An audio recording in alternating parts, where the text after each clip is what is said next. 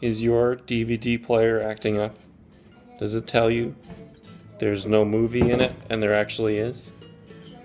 Do you put a Blu-ray in and it does or does not work, and try a DVD and then it does work? Well, your problem is probably dust.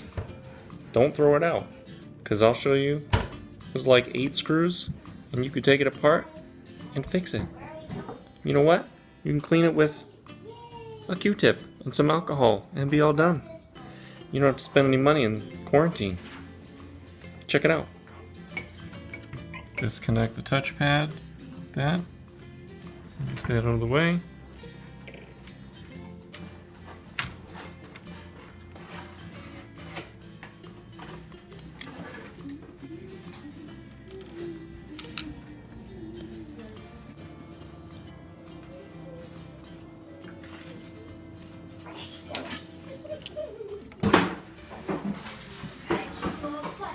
Here are the 2 sensors that read the DVD.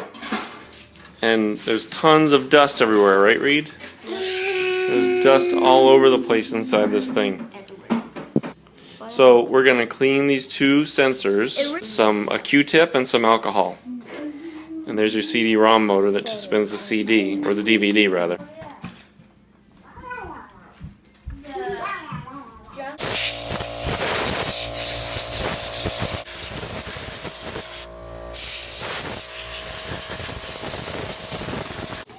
Plugs in there.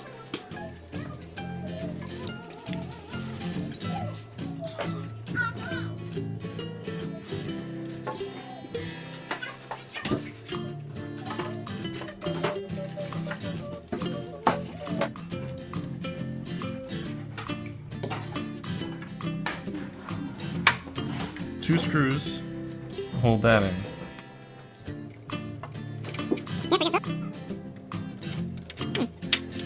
Good. I'm just gonna put the cover on. Like that. Done.